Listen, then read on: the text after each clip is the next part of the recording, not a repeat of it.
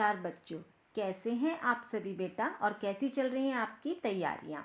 तो आज हम बात करते हैं 12वीं कक्षा में जो अभिव्यक्ति और माध्यम आपकी पाठ्य पुस्तक है उसमें से एक एक नंबर के एमसीक्यू क्वेश्चंस आते हैं। ये क्वेश्चंस बहुत इंपॉर्टेंट होते हैं। अगर आप इन्हें बिल्कुल सही करते हो तो आपको इसमें पूरे नंबर मिल जाते हैं। लेकिन अभिव्यक्ति और माध्यम में कई बार बच्चे कहते हैं कि मैम कितने सारे क्वेश्चंस करें, इसमें क्वेश्चंस बहुत सारे होते हैं। तो इसीलिए आज मैं आपके लिए ये एमसीक्यू क्वेश्चंस लेकर आई हूँ जो बहुत इंपॉर्टेंट हैं। ये पिछले कई सालों से सीबीएसई की बोर्ड परीक्षाओं में आ रहे हैं, सैम्पल पेपर में भी आ रहे हैं। तो मैंने इनको आपको इस वीडियो के ज़रिए आज मैं आपको ये क्वेश्चंस करवाऊंगी। अगर आप इन्हें करते हैं तो यकीन मानिएगा आपके सारे एमसीक्यू क्वेश्चंस बिल्कुल सही होंगे। तो चलिए स्टार्ट करते हैं। पहला क्वेश्चन है, किसी घटना की सूचना देने और उसके दृश्य दिखाने के साथ ही उसे उस घटना के बारे में प्रत्यक्षदर्शियों का मतलब होता है बेटा जिसने इस दृश्य को अपनी आंखों से देखा है, अगर उसका कथन दिखाकर और सुनाकर खबर को प्रामाणिकता दी जाती है तो इसे कहते हैं। तो इसका सही जवाब है बेटा एंकर बाइट। दूसरा प्रश्न है, फीचर के संदर्भ में कौन सा कथन सही है। फीचर एक सुव्यवस्थित और आत्मनिष्ठ लेखन है।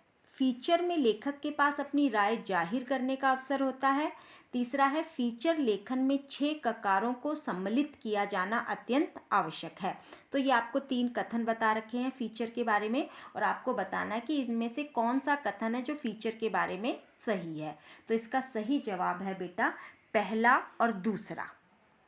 फीचर में 6 ककारों को सम्मिलित किया जाना आवश्यक नहीं होता है। तीसरा प्रश्न देखते हैं, प्रोफेसर स्वामी अय्यर एक महत्वपूर्ण लेखक हैं और अपनी एक खास वैचारिक रुझान के लिए जाने जाते हैं। उनकी अपनी एक लेखन शैली भी विकसित हो चुकी है। उनकी लोकप्रियता को देखकर अखबार ने उन्हें नियमित रूप से लिखने का जिम्मा दिया है। इस जानकारी के आधार पर वे लिखते होंगे। तो इसका सही जवाब है बेटा स्तंभ, यानी स्तंभ लेखन होता है वो विचार परक लेखन का एक प्रमुख रूप होता है। चलिए अगला प्रश्न देखते हैं हम। अनामिका कुमार विशेषीकृत रिपोर्टिंग करने वाली रिपोर्टर है, इन्हें कहा जाएगा। तो इसका सही जवाब है बेटा विशेष संवाददाता।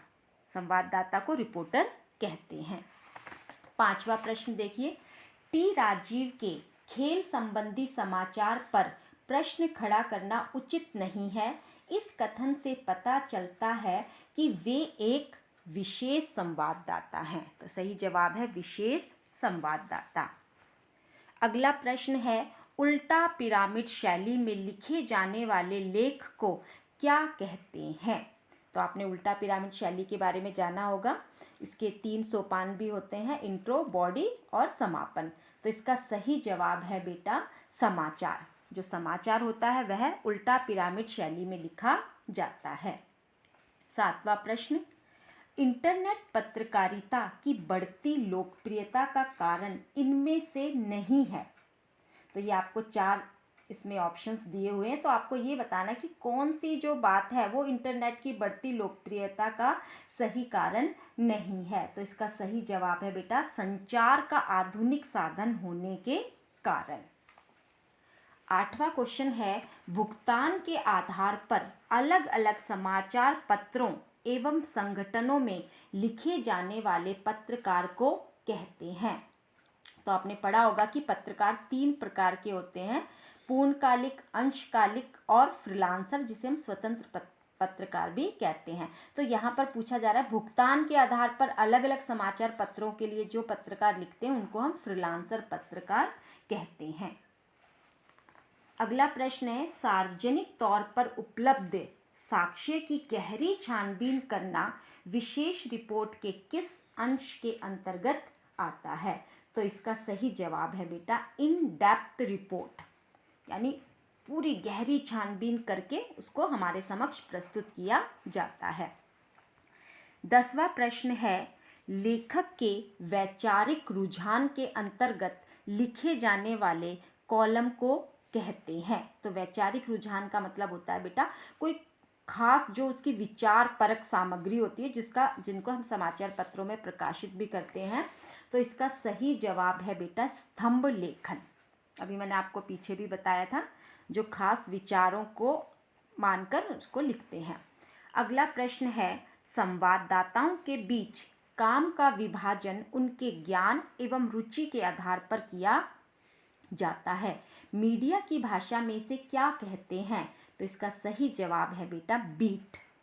आपने देखा होगा कि कुछ संवाददाता रिपोर्टर होते हैं जो सिर्फ खेल संबंधी जानकारी लाते हैं, कुछ राजनीति से संबंधित लाते हैं, तो उनके बीच में काम के इस बंटवारे को बीट कहा जाता है। अगला प्रश्न है बेटा, मनोरंजक ढंग से लिखा गया प्रासंगिक लेख अथवा नवीन घटनाओं का शब्द चित्र होता है। तो इसका सही जवाब है फीचर। अगला प्रश्न है, कहानी का केंद्र बिंदु क्या होता है? तो कहानी का जो केंद्र बिंदु होता है वो होता है उसका कथानक। तो सही जवाब है कथानक। अगला प्रश्न है, एंकर बाइट कौन देता है? तो इसका सही जवाब है बेटा प्रत्यक्षदर्शी, यानी जिसने इस घटना को अपनी आंखों से देखा है। अगला प्रश्न है, ड्राई एंकर वह होता है। तो ड्राई एंकर किसको कहते हैं बेटा? हम जब कोई समाचार यानी चित्रों के बिना खबर के बारे में दर्शकों को सीधे सीधे बताता है, यानी बिना चित्रों के वह उस समाचार को हमें बताता है, तो उसे हम कहते हैं ड्राई एंकर। अगला प्रश्न है, राजप्पा नायडू ने एक प्रतिष्ठित समाचार पत्र के दफ्तर में अपना आवेदन दिया। प्रक्रिया पूर्ण होने के पश्चात उन्हें अलग डेस्क पर काम करने के लिए कहा गया, तो यह दर्शाता है कि वह उप संपादक हैं। तो सही जवाब है इसका वह उप संपादक हैं। अगला प्रश्न है, इंटरनेट पर अखबारों के प्रकाशन या खबरों का आदान प्रदान क्या कहलाता है? तो सही जवाब है बेटा इंटरनेट पत्रकारिता। अगला प्रश्न, हिंदी में नेट पत्रकारिता की शुरुआत किससे मानी जाती है? तो इसका सही जवाब है वेब दुनिया से। वेब दुनिया से हिंदी में नेट पत्रकारिता की शुरुआत मानी जाती है। अगला प्रश्न है, लिखित भाषा का विस्तार है, यानी लिखित भाषा का विस्तार किससे हुआ है बेटा? तो इसका सही जवाब है मुद्रित माध्यम। अगला प्रश्न है, मिशनरियों द्वारा किस उद्देश्य से भारत में पहला छापाखाना खोला गया था? तो इसका सही जवाब है धर्म प्रचार की पुस्तक छापने के लिए। मिशनरियों ने जो भारत में पहला छापाखाना खोला था, तो उनका उद्देश्य था अपने धर्म प्रचार की पुस्तकें को छापने के लिए। अब अगला प्रश्न है, भारत में पहला छापाखाना कब शुरू हुआ, यानी भारत में पहला छापाखाना कब खोला गया, कहाँ खोला गया? तो इसका सही जवाब है 1556 में गोवा में। तो ये ईसाई मिशनरियों द्वारा ही खोला गया था। अगला प्रश्न है, संपादक के नाम पत्र प्रकाशित होने का स्थान कहाँ है? तो इसका सही जवाब है संपादकीय पृष्ठ पर। संपादकीय पृष्ठ पर ही संपादक के नाम जो पत्र होता है वो प्रकाशित होता है। अगला प्रश्न है, किसी बड़ी खबर को कम से कम शब्दों में मात्र सिर्फ सूचना देने हेतु तत्काल दर्शकों तक पहुंचाना कहलाता है। आपने भी देखा होगा बेटा, कई बार न्यूज़पेपर में टीवी पर जब भी कोई कुछ दिखाया जा रहा होता है, कोई महत्वपूर्ण सूचना दर्शकों तक दिखाई जाती है, तो उसको नीचे दिखा दिया जाता है, जिसको हम कहते हैं ब्रेकिंग न्यूज़। अगला प्रश्न है, जनसंचार के आधुनिक माध्यमों में सबसे पुराना माध्यम है, जो सबसे पुराना माध्यम है वो है प्रिंट। अगला प्रश्न है, जनसंचार का कार्य क्या नहीं है, यानी इनमें से कौन सा कार्य है जो जनसंचार का कार्य नहीं है? जनसंचार का कार्य होता है सूचना देना, मनोरंजन करना, एजेंडा तय करना, ना कि नेता चुनना। तो सही जवाब है नेता चुनना, ये जनसंचार का कार्य नहीं है। अगला प्रश्न है, समाचार पत्रों में विशेष लेखन के लिए किसकी व्यवस्था होती है? तो इसका सही जवाब है डेस्क। अगला प्रश्न है, खोजी रिपोर्ट किस रिपोर्ट के अंतर्गत आती है? तो इसका सही जवाब है बेटा विशेष रिपोर्ट। अगला प्रश्न है, समाचार पत्र प्रकाशित या प्रसारित करने के लिए आखिरी समय सीमा को क्या कहा जाता है? तो सही जवाब है बेटा डेडलाइन। अगला प्रश्न है, संपादकीय लिखने का कार्य किसका होता है?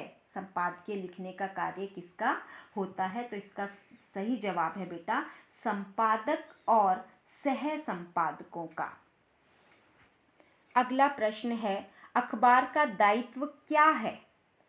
सूचना देना, मनोरंजन करना, जागरूक करना। तो अखबार के ये सभी कार्य होते हैं, तो इसका सही जवाब है बेटा उपरोक्त सभी। अगला प्रश्न है, कविता का जन्म किस परंपरा के रूप में हुआ था? वाचिक रूप में, लिखित रूप में, यांत्रिक रूप में या फिर तीनों रूपों में? तो इसका सही जवाब है बेटा वाचिक रूप में। जो कविता है वो सबसे पहले वाचिक रूप में हमारे सामने आई थी। अगला प्रश्न है, नाटक को कौन सा काव्य कहते हैं? तो इसका सही जवाब है बेटा हम नाटक को देखते हैं, तो इसलिए इसका सही जवाब है दृश्य काव्य। अगला प्रश्न है, कविता का सबसे पहला उपकरण क्या है?